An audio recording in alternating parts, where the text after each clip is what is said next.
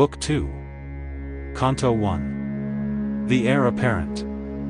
So Bharat to his grandsire went obedient to the message sent, and for his fond companion chose Satrufna, slayer of his foes.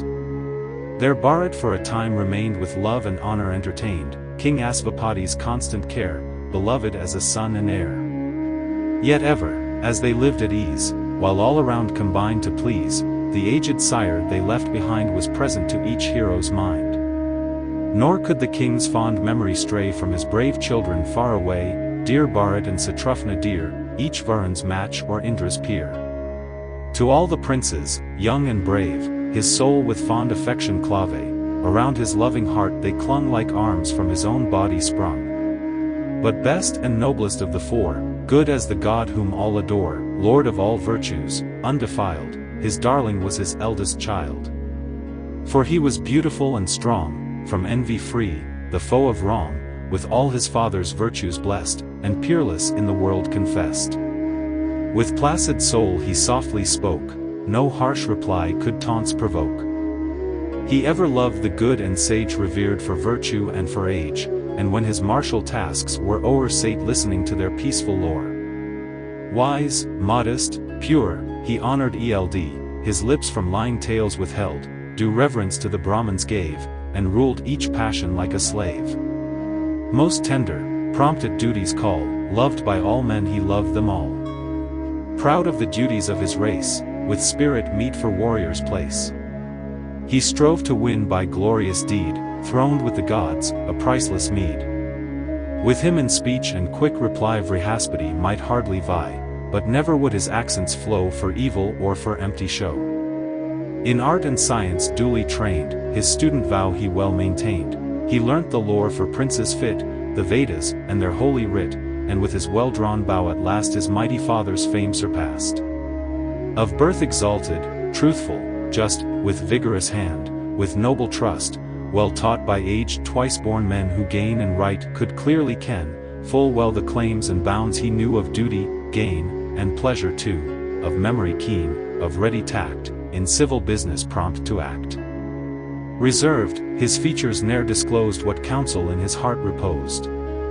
All idle rage and mirth controlled, he knew the times to give and hold, firm in his faith, of steadfast will, he sought no wrong, he spoke no ill, not rashly swift, not idly slow, his faults and others keen to know. Each merit, by his subtle sense, he matched with proper recompense. He knew the means that wealth provide, and with keen eye expense could guide. Wild elephants could he reclaim, and mettled steeds could mount and tame. No arm like his the bow could wield, or drive the chariot to the field. Skilled to attack, to deal the blow, or lead a host against the foe, e'en infuriate gods would fear to meet his arm in full career. As the great sun in noontide blaze is glorious with his world of rays, so Rama with these virtues shone which all men loved to gaze upon. The aged monarch fain would rest, and said within his weary breast, "Oh that I might, while living yet, my Rama o'er the kingdom set. And see, before my course be run, the hallowed drops anoint my son. See all this spacious land obey, from side to side, my firstborn sway, and then, my life and joy complete, obtain in heaven a blissful seat." In him the monarch saw combined the fairest form, the noblest mind, and counseled how his son might share the throne with him as regent heir. For fearful signs in earth and sky, and weakness warned him death was nigh, but Rama to the world endeared by every grace his bosom cheered, the moon of every eye, whose ray drove all his grief and fear away. So duty urged that hour to seize, himself, his realm, to bless and please. From town and country, far and near, he summoned people, prince, and peer. To each he gave a meet abode, and honored all and gifts bestowed. Then, splendid in his king's attire, he viewed them, as the general sire, in glory of a god arrayed, looks on the creatures he has made. But Kakaya's king he called not then for haste, nor Janak, lord of men, for after to each royal friend the joyful tidings he would send. Mid crowds from distant countries met the king upon his throne was set. Then honored by the people, all the rulers thronged into the hall. On thrones assigned, each king in place looked silent on the monarch's face.